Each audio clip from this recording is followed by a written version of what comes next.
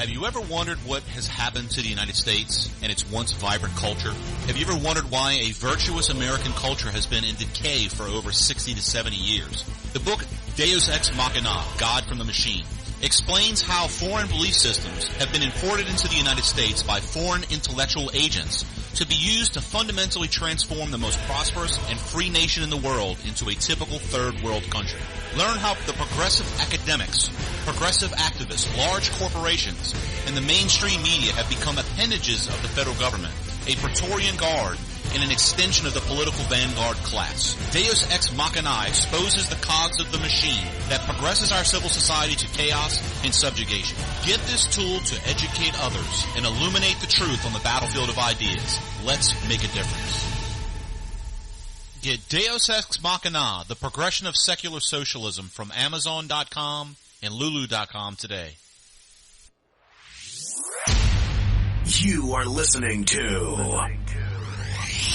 the Lanterns Radio Network, where Americans come together to illuminate the truth. Turn it up loud and proud until the knob breaks off. Lanterns, illuminating the truth.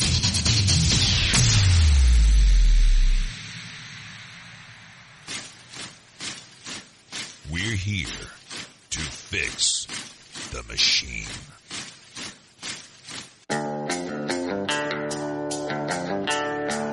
Battlefield Live.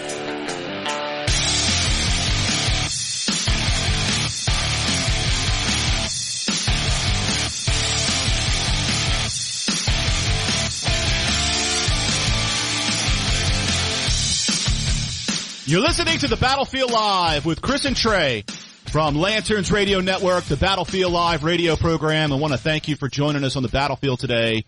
If you haven't yet, make sure you go to Twitter. Follow us on Twitter at LanternsBuzz. Also, you can follow us on Facebook at facebook.com/LanternsBuzz.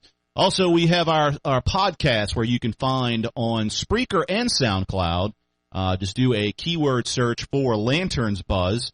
You can find us on YouTube, Google+, as well as our podcast on iTunes, our podcast on Stitcher, Google Play, Player FM. We are everywhere. And with no further ado, I wanted to bring on our special guest tonight. It is an honor and a pleasure to have Dinesh D'Souza, the filmmaker that has put together Hillary's America, the secret history of the Democratic Party. And I tell you what, Dinesh, after looking at your biography on your website, DineshD'Souza.com, I tell you what, man, I am totally impressed. I mean, I've seen you on the on television, I've seen you on the internet, and I didn't realize that you've written 15 books. Oh yeah, most of my career I've been a book writer and speaker, and then only recently in the last 4 years I started making political documentary films, and so I've now made 3, and the latest, of course, is Hillary's America, which is in the theaters now. So, Dinesh, I guess the biggest impression that I got after watching your movie was that the movie in itself is a full-out indictment of the Democratic Party.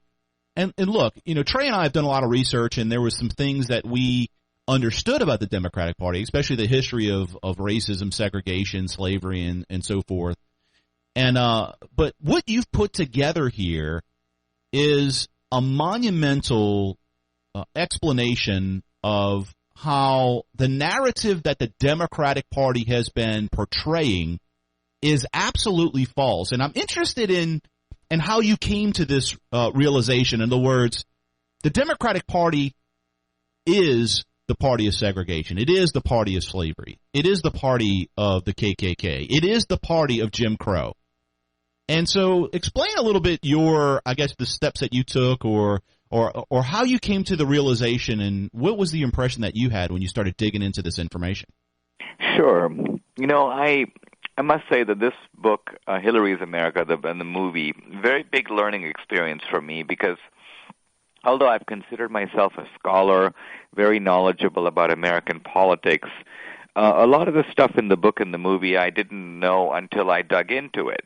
I'm a creature of the Reagan Revolution of the 1980s, and Reagan used to say, I didn't leave the Democratic Party, it left me. And I often had the idea that the Democrats were actually kind of a very good party, but they may have gone off the rails in the 1960s or maybe during the McGovern campaign. But now as I begin to look into it, I realize that there is a whole sordid strain in the Democratic Party that goes way back, and that in fact counters the rhetoric of the Democratic Party. They say that they're the party of the little guy, the ordinary man, of women, of minorities, of immigrants, of blacks. The truth of it is that the Democratic Party historically has been the enemy of the ordinary man. They have been the party that has tormented minorities and African Americans. They are the party that fought women's suffrage tooth and nail, both in the Congress and in the states. This is the party of segregation and Jim Crow and the Ku Klux Klan. This is the party that was making deals with racists right into the end of the 20th century. So this is a party with a lot of apologizing to do, and yet it never apologizes for what it did. It's always been able to transfer the blame for its actions onto the South or onto America or even onto the Republican Party, which was fighting, sometimes successfully, sometimes unsuccessfully, to stop its nefarious schemes. We're joined today by Dinesh D'Souza here on the Battlefield Live on WGSO 990 AM. Dinesh, I saw the movie. It is absolutely phenomenal. I want to, without giving a whole lot of the plot away, I want to kind of pinpoint one area of the movie. You took the 1,600 or so people that opposed the 64 Civil Rights Act that were kind of throughout the history, and you put up their individual little blue squares in a kind of a little small clip of the movie. And you kind of broke the mold of the big flip myth that the left always uses, the idea that the racist Democrats who were conservatives, once the Civil Rights Acts came out of the 1960s, they just in mass, like a herd migrating, in the Serengeti, they all just crossed the aisle and became part of the racist Republican Party. But you put those up on the screen, and there were like 14 actual people that converted into Republicans that at one time had been either for segregation, slavery, secession, or against the civil rights. My question to you is this then. How then has that been so successful in what we see today in 90+% of American blacks voting for the same Democrat Party that founded the KKK? Okay, you're now touching on some very important and interesting material. Now, the big switch, as I show in the movie, is a big lie. This whole idea that the segregationist Democrats all became Republicans, pure nonsense. Right. The whole case pretty much rests on one man, Strom Thurmond, and he was not typical. The vast majority of segregationists remained in the Democratic Party. Now, it is true that blacks did switch from voting from Republican to Democrat, but that didn't happen in the 60s. The vast majority of blacks switched in the 1930s, and they did so for reasons that have nothing to do with race. The blacks were in terrible shape in the Great Depression, and largely because they were being persecuted by the Democratic Party. The Democratic Party was the party of segregation and the Ku Klux Klan.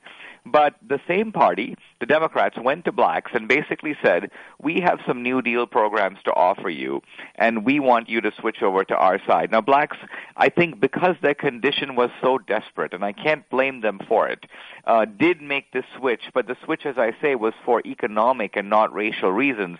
Many blacks reluctantly moved, knowing that they were leaving the party of emancipation and Lincoln and joining the party of segregation and the Ku Klux Klan. We're speaking with Dinesh D'Souza about his movie and book, Hillary's America, The Secret History of the Democratic Party. And Dinesh, one of the things that, I was really interested in seeing in your movie was the story of Saul Alinsky. Trey and I both have written, read, and spoken a lot about Saul Alinsky and trying to let people see the true nature of who he was. And not only that, but how he has influenced people like Hillary Clinton, Barack Obama, and the political left, and how he's brought Marxism to the United States as a radical. And so bringing Hillary into the discussion during this time is so important. And, with the Democratic National Convention going on, and all of the corruption that we're seeing with Hillary, there's not a better time to tell the story that you're telling. And so I guess what I want to hear from you is explain, I guess, the connection between Saul Alinsky and Hillary Clinton and how she was heavily influenced by this radical and Marxist or American Marxist, and kind of, I guess, build it from there. Well, let's look at Hillary. I mean, basically, what we see with the latest email scandal number 2 is Hillary's collusion in an effort by the Democratic National Committee to rig the election primaries. And this is unbelievable. I mean, this is like having Soviet-style elections right here in America. And Hillary was part of that. The Clintons never play by the rules. They're always cheating. And even when they're dealing with public policy, they're always on the make. They're always figuring out how to get a brokered commission of funds that flows to them or to their foundation, the Clinton Foundation. And the Clinton Foundation itself is a fake philanthropy. Most philanthropies give away money. The Clinton Foundation takes in money, gives away almost nothing to create a kind of war machine for the Clintons. Now, Saul Alinsky you've emphasized the side of him that was a radical, but I emphasize in this book and movie the side of him that was a gangster. Saul Alinsky was a petty thief on the streets of Chicago. Then when he got to the University of Chicago, he figured out rip-off schemes to steal from the university. And then he got in with all these gangs, including the Al Capone gang, where he learned the art of extortion. Now, he admired the way that the mafia guys could extort money from people, but he noticed that they sometimes got knocked off. And so what he liked about applying these lessons to politics is you could practice extortion without getting knocked off. So it's kind of remarkable that this crook, Alinsky, was the mentor not only for Obama, our current president, but he was also the mentor, in fact, a closer mentor for the next aspiring president of the United States, Hillary Clinton. All right, Dinesh, hang out with us. We're going to take a quick break, and we come back more with Dinesh D'Souza, the creator of the new movie, Hillary's America, The Secret History of the Democrat Party. More with Dinesh and more of the Battlefield Live on WGSO 990 AM. We'll be back after this quick timeout.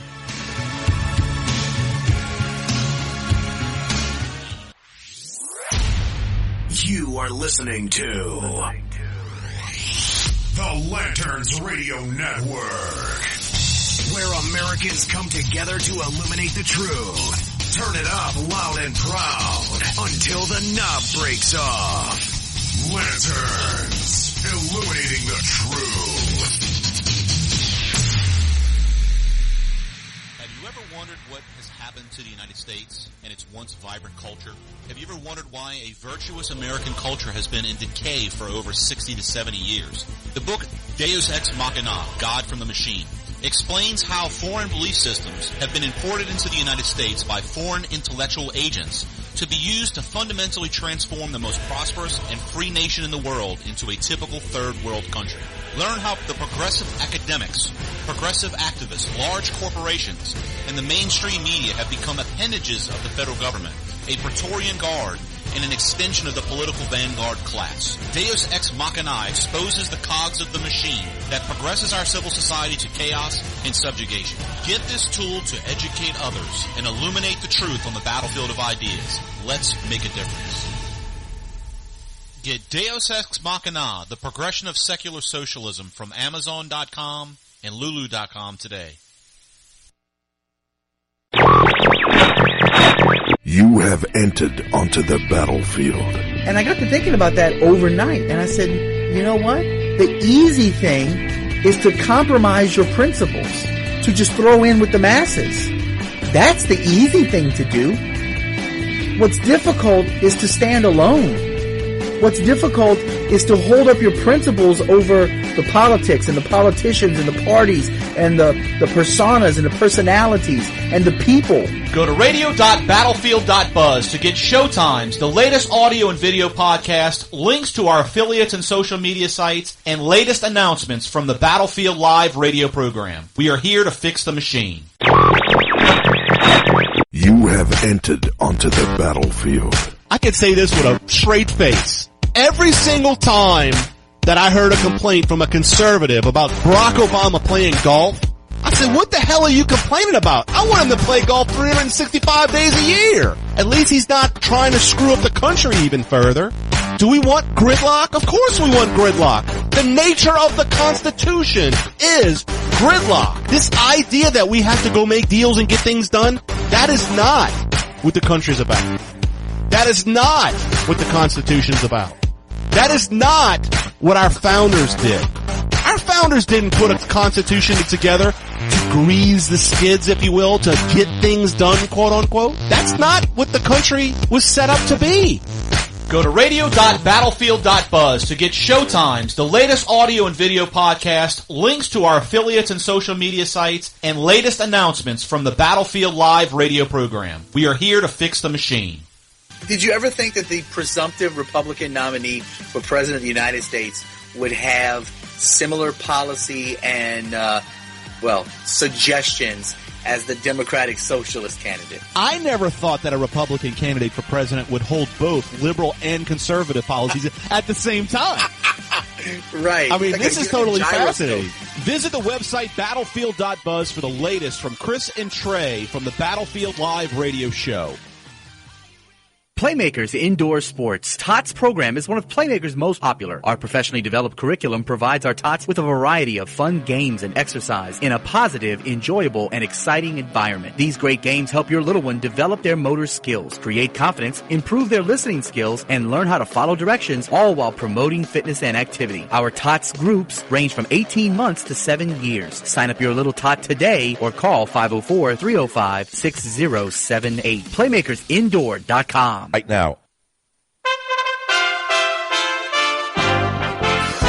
USA Radio News with Chris Barnes. And I move that Hillary Clinton be selected as the nominee of the Democratic Party. At the Democratic National Convention, Bernie Sanders urges his supporters to throw their backing behind Hillary Clinton as she officially becomes the first woman in U.S. history to win a major political party presidential nomination. But many Bernie Sanders delegates are not going quietly, as we hear from USA's Jason Wirt, who's at the convention. It wasn't getting coverage on major television networks, but hundreds of Bernie Sanders delegates walked out of the Democratic National Convention the moment Hillary Clinton was nominated for president. One California delegate said the results in California showed massive voter fraud. How about the million uncounted ballots in California, or the fact that it took 6 weeks to validate them and the numbers were reported the night of, when we all knew ballots that were left were Bernie ballots? At the Democratic National Convention in Philadelphia, I'm Jason Wirt. And this is USA Radio News.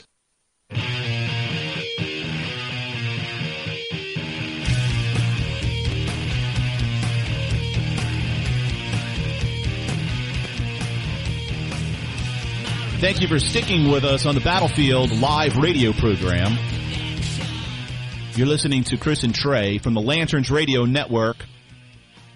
And if you haven't yet, folks, go to battlefield.buzz, the website battlefield.buzz. That's where you can find our show times, as well as all of the places you can find us on social media. You can find us on Spreaker, SoundCloud, iTunes, for our podcast. Actually, you can also go to Stitcher, Google Play, and Player.fm. You can find us there, YouTube. And you can also follow us on social media, on Twitter and Facebook. Twitter, you can follow me at Paul Revere again. You can follow Trey at T-Rob Radio, or you could follow the show, where Trey and I both play around, at Lanterns Buzz on Twitter. So follow us in all those locations. Keep in touch. And if you have any questions, ask us. We have a lot of fun in social media. Also, Facebook.com/LanternsBuzz. We often do this show live on video, and you can find some of our video podcasts there. Also, go to lanterns.buzz. Check out the network there. We have a array of very talented radio show hosts, including Andrew Chavarria from The Intersection. You can find Julio Rivera, as well as Mike Miller, Paris Pacopis, and there's a whole bunch more that are coming as we are unveiling some new things on the Lanterns Radio Network, including a new website that's going to allow you to find out where we get all this information that we talk about. So with no further ado, I wanted to get back into this incredible discussion that we're having with Dinesh D'Souza, who is the author and filmmaker for the movie Hillary's America, The Secret History of the Democratic Party, which you can actually go see now in theaters. I think it's over 1,000 theaters, and he's the author of actually over 15 books. And so, Dinesh, one of the things that I wanted to get into a little bit here is we've been talking about how the Democratic Party has been really skewing history, rewriting history about their past and how they are the party of slavery, the party of segregation, Jim Crow, the KKK. And for the person out there that may be a Democrat or someone that may not be familiar with this history, kind of unveil a little bit of this and explain to the audience how the Democratic Party is truly the enemy of America. Yeah, in the movie and the book, I trace the Democrats' long involvement in many of the worst crimes of American history. The Democrats, for example, were diehard defenders of slavery. Now, when slavery ended, the Republicans tried to pass the 13th Amendment, which permanently abolished slavery. The Democrats fought that. The Republicans then passed the 14th Amendment, granting equal rights under the law. 0% of Democrats voted for that. Every single one of them opposed it. And then the Republicans passed the 15th Amendment, giving blacks the right to vote. No Democrat, not one, voted for that either. So this is the actual Democratic Party. And then it was a Democratic delegate to the Democratic Convention, Nathan Bedford Forrest, who started the Ku Klux Klan, a domestic terrorist organization inside the United States. Oddly enough, the Klan went defunct after a few years, but was revived in the early 20th century by the progressive Democratic President Woodrow Wilson. He created a Klan revival, not only in the South, but in the Midwest and the West. And so progressive historians are super embarrassed by all this. They've done their best to sweep it under the rug. Even when they admit the facts, they never tie them to the Democratic Party, so that the party can escape responsibility and blame for its historical conduct. It's really a scandalous story, and so I'm delighted to be bringing it out, not only in a crucial election year, but right when we're getting the song and dance routine from the Democrats themselves in Philadelphia.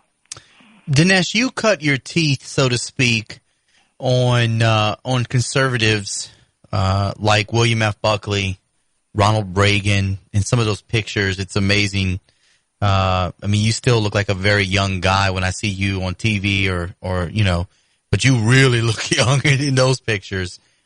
Are you at all concerned with the lack of principled conservatism, or what appears to be the lack of principled conservatism in the modern Republican Party?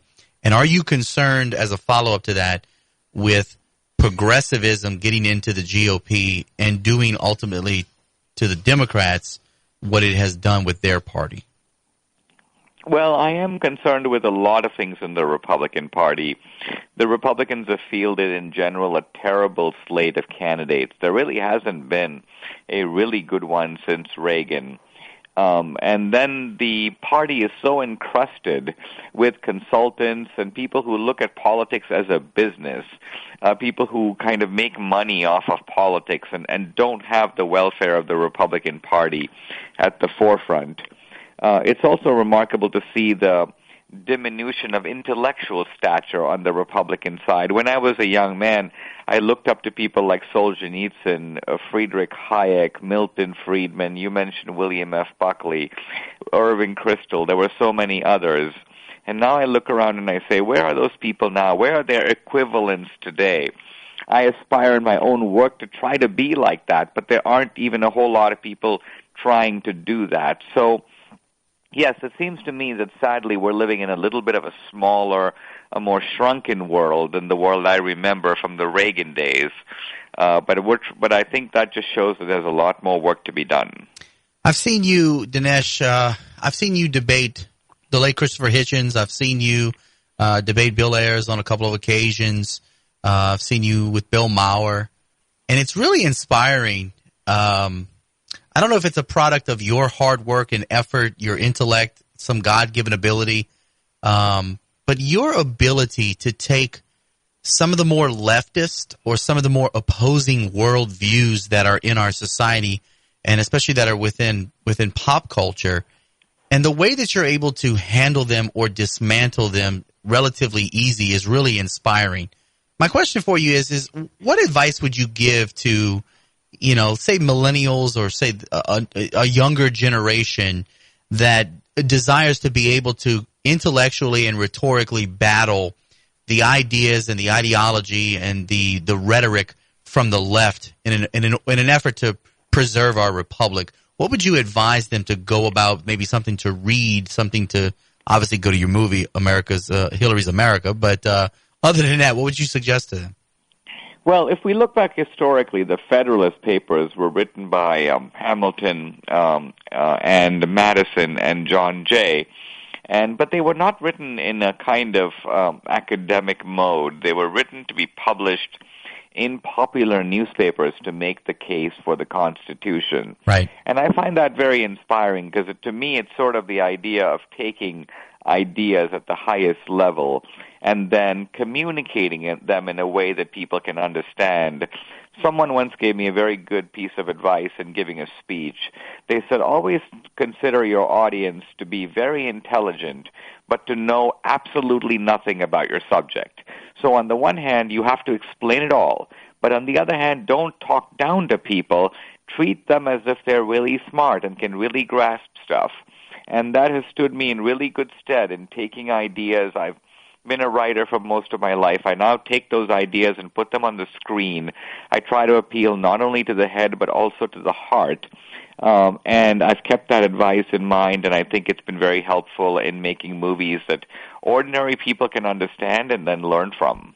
Dinesh, that is actually very good advice. Trey and I have learned a lot over the years in doing radio and blogging and things of that nature, and having to figure out a way to connect with younger Americans and people that may not be, the politicos like we are, people that dig and live in this all the time. One of the challenges that I see is especially for people like that are within the Republican Party, is reaching that new demographic. Things have changed so much, and I think for the most part, a lot of Americans are really attached to more of an entertainment model. And it seems to me that the intellectual aspect of it is so important. So, there's the challenge, is because, conservatism is intellectual. It's not appealing just to the heart and, rolling out the victims and trying to save the world with government. So I guess the question I have for you is, you seem to be successful in this, and what is some advice to those out there that are looking to reach out to the younger American, reach out to the people maybe that aren't as, like you said, aren't as smart about the topic, but they're still very intelligent people? How do we bridge that gap? How do we meet those people in the middle and get them to become the intellectual that we need them to be in order to carry conservative and American principles forward? Yeah, I think we need to keep the intellectual flame alive, but we also need to realize that our culture has shifted. More people, for example, watch videos. A lot of young people get their ideas from political comedy. And so far from disdaining those things, we've actually got to get really good at doing them. Right now, the left has Colbert, they have Bill Maher, they have Jon Stewart. We pretty much have nobody, and nobody. So conservatives are going to lose this political battle if they allow the culture to defect to the other side. So progressivism, it's not invincible. It actually was defeated once. In fact, progressivism was pretty much killed off by World War II. In the 1950s, nobody called themselves progressives. You just had conservatives and you had liberals. And then by the 1980s and 90s, the term liberal fell into disrepute. Hillary Clinton was asked, "Are you a liberal?" And she became extremely defensive, and she goes, No, I'm not a liberal. And then she said, "I'm a progressive." So what's happened now is that the liberals of the 90s and the 2000s have gone back to the early term progressive, because liberal has now become sort of a word of disgrace. we have to make progressive into a word of disgrace so that that term gets buried all over again, and much of the nasty legacy of progressivism with it. Dinesh D'Souza's newest movie, Hillary's America, The Secret History of the Democratic Party, is out and in movie theaters right now. You absolutely have to get out there and go see it. And as a compliment to the movie, you really ought to pick up his book of the same title, Hillary's America, The Secret History of the Democratic Party. Bring people, bring young people. There is valuable, valuable history that will be learned just by going to this movie. And it's done in a way that you are not going to soon forget the lessons taught by this particular movie. Dinesh, thank you so much. Absolutely. The way, guys, may I mention the website for the movie? It's just Hillary'sAmericaTheMovie.com. Hillary'sAmericaTheMovie.com. If you put in your zip code, it'll tell you where the movie is playing near you. And I know it's opened up this week to over 1,000 theaters across the country, so we're expecting to see some big, big reviews. Have you gotten any early reviews back, Dinesh? Any word on how it's doing? The reviews are mostly fantastic. The left is actually going nuts about the film and attacking it. But what's interesting, even though they make all these blustering claims about the film, it's delusional, it's paranoid, it's agitprop, blah, blah, blah, they haven't been able to fault a single fact that's either in the movie or my accompanying book. And I doubt seriously that they ever will. Job well done. Thank you, Dinesh, for being with us today on the battlefield. My pleasure. God bless. That was Dinesh D'Souza. And again, his new movie, Hillary's America, I saw it here locally, and it's playing at all the AMC Palaces around the New Orleans area. Get out there. Go see it. Bring people that don't agree with you. Pay for their movie. Go see this. This is the kind of thing that can really open up a person's eyes and make a change that makes a difference for their generations to come. More of the Battlefield Live with Chris and Trey on WGSO 990 AM and the Lanterns Radio Network. We'll be right back after this quick timeout.